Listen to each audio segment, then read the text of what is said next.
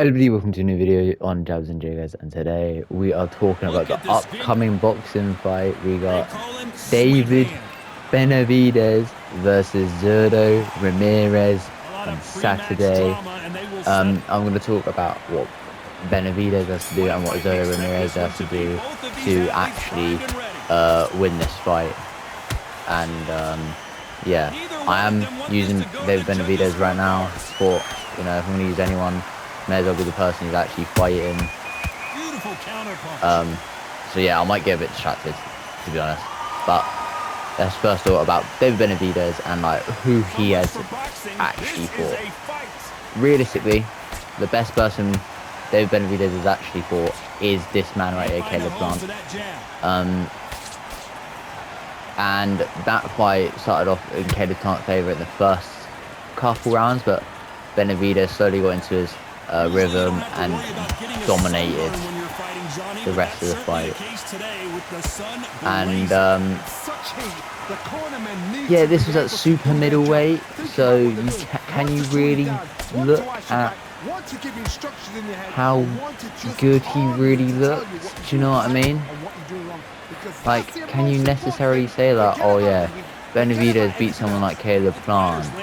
Well, that's at super middleweight. But then again, he could look even better at cruiserweight.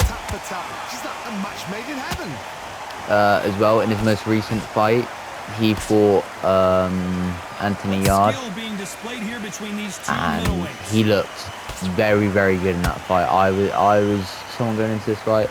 I thought, Benavidez will win, but Anthony Yard will probably drop him. I would argue at one point Anthony Yard did actually hurt Benavidez at one point. Maybe not necessarily hurt him, but caught with a good shot, made Benavidez back up at one point, but then that same round he got dropped, so it didn't really mean anything. Benavidez pretty much, yeah, he literally dominated Anthony Yard that fight. Yeah, he's ranked number 1 at light heavyweight because Bivol hasn't fought in a year, but the hasn't fought in a year. But other than Anthony Yard, Caleb Plant, David Morrell, he hasn't really fought anyone of much notice. He's 31-0, 25 KOs, though, And Zurdo Ramirez, who is 48-1 with 30 KOs. His best person that he fought was Dimitri Bivol. He also debuted at super middleweight, so it's a pretty equal fight here. Obviously the caliber of which Zurdo fought, like they're both their first best fights. Zurdo Ramirez clearly has a better one fight, but it's like he lost that, so he doesn't necessarily have a better win. I mean, he also beat Chris Billiam Smith. That's a very good win, especially at cruiserweight. I think this will really determine how world class David Benavidez really is. I think it will really show us, like if David Benavidez wins, but he really, really struggles, it'll show, okay, he probably won't beat someone like a Bivol, or he probably won't beat someone like a Benavidez or an Opataya. But he's definitely still good. Where if he absolutely dominates Zurdo, it's like, whoa, okay, that's very shocking. Do you know what I mean? So, we'll see what happens. In that fight. Now, what does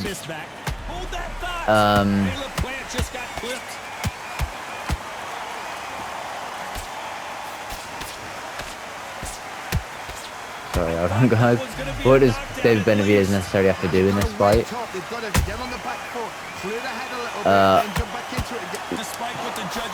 It's hard to say, really.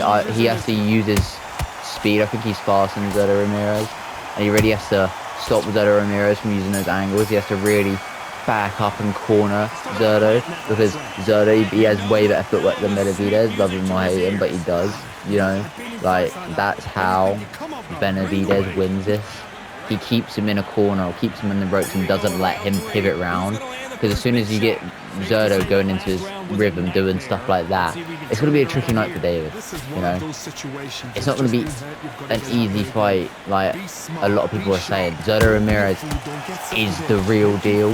You know, like he's the second best fighter in the division at this point. So, like, you can't really say it's going to be easy for Benavidez. You know, like he hasn't fought anyone on this type of level. But yeah, like Benavidez, he has to get on the inside, work the body a lot, and that's how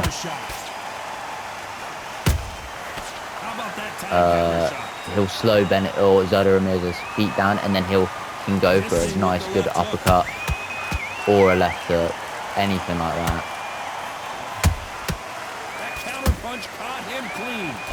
Through the round, and it's pretty much even Steven. So yeah, that's all he really has to do. He just has to keep him on the end. David Benavidez isn't really someone who stays on the end of his jab, but he needs to march forward, and not let Zurdo Ramirez get his feet working. Like, you can't let him go crazy with his feet, like pivoting around him and doing all that, because that's when it becomes really hard for Benavidez. What Zurdo Ramirez has to do, he has to do exactly that. He has to use his footwork. He has to pivot round, stay off the rope, stay off the corners, and target Benavidez's body, and then every now and then just throw a shot upstairs, because we've seen David Benavidez is very susceptible to getting caught off balance and getting knocked down.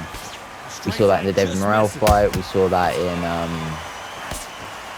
couple of his other fights as well. He gets dropped with shots that not necessarily hurt him, but they knock him off balance, you know. And Zurdo Ramirez, he's a cruiserweight, and he's a big cruiserweight, and he's used to the weight now, so he's got that cruiserweight weight. He's got that cruiserweight power. He's got 30 KOs in the record. You know, that's not a easy thing. That's not someone with pillow hands. Someone with pillow hands can't do that. You know, someone like a David Morrell probably couldn't go up to cruiserweight and get that many KOs. He probably couldn't do that from coming up to super middleweight. So, you know, Zurdo Ramirez has a lot of power, and it's an all Mexican fight. You know, Zurdo Ramirez has to stay on the back foot, probably stay off the jab, and then as soon as Benavidez comes in, work off the angles, work off his pivots, work off the step round, bang, body head or head body, something like that. Mix it up, head and body against Benavidez. You know, if Zurdo Ramirez wins, it's on points, I reckon. You know,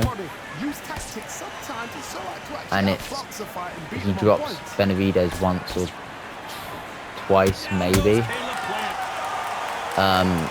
Something like that. That would be beautiful for him to do. He steps back out of the way of the shot and comes back in with his right hand, you know. But Benavidez, he really has to make it a bit of a dirty fight, you know. Hold on to Zurdo when he's trying to pivot around and hold him, and keep push him with his shoulder and really dig to the body against Zurdo to stop the feet. My prediction for the fight is a Benavidez win. You know, I think that's a pretty, not safe bet, but a favoured bet. A lot of people seem to think it's a favourite. Well, it is a favourite, but a lot of people say it's an easy fight to call. It is not.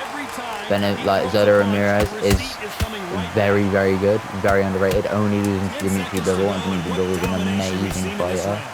I think Dimitri Bivol beats Benavidez, you know. So Zurdo Ramirez couldn't shock a lot of people here, and I think this will prove, like, if Zurdo beats Benavidez, it's like, wow, Zurdo beat Benavidez, you know. Are we really that confident in Oppenheimer beating Zurdo Ramirez? We don't know, you know.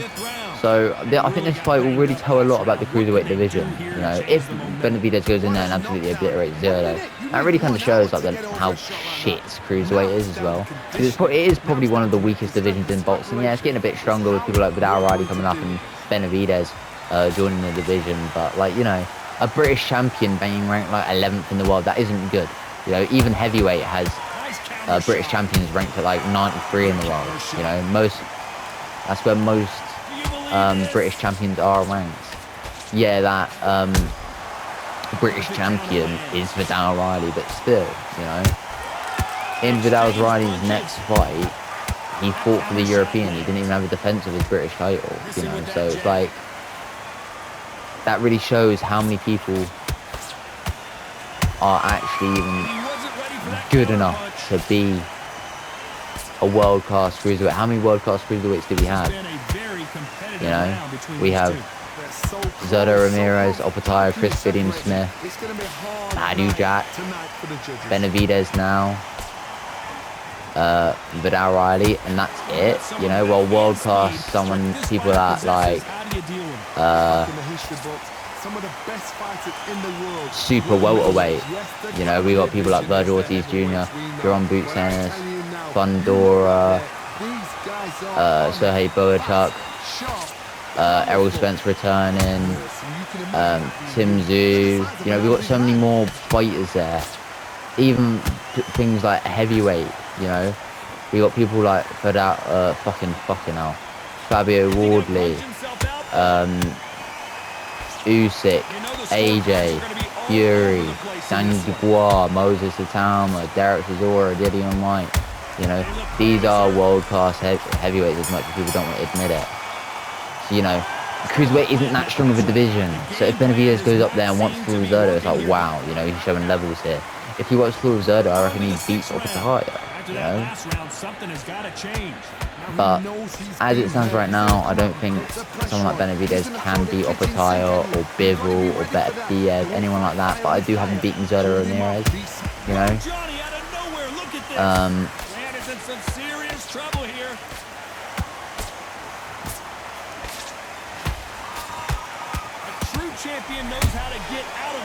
So it's difficult to say, yeah, like how easy of a fight it's going to really be for Benavidez. I think it'll probably be a close-ish fight, you know, close-ish, probably like 8-4 Benavidez, you know, something like that. Maybe Zurdo Ramirez coming through, winning rounds the first 2. And then winning some middle rounds or some later rounds in there, do you know what I mean? Maybe even dropping Benavidez, maybe, in one of the rounds, making it a bit closer in the scorecard. But it's way closer than people are giving it credit for. So, yeah, I really think it's going to be a good fight, this. We also got, in a way, Nakatani on the card. We got, or not on the card, on the same day. Who else is fighting on that card? I can't really remember. In between rounds, I'll have a little look at that. I think it's like 70 quid or something stupid like that. Probably won't be watching it. I have to watch it back, you know. But yeah, it'll be a good fight. It'll be good to see how good cruiserweight division really is. You know, it's difficult to say that how good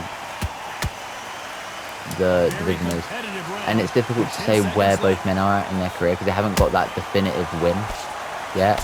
Well, a win for even man here is really that definitive win.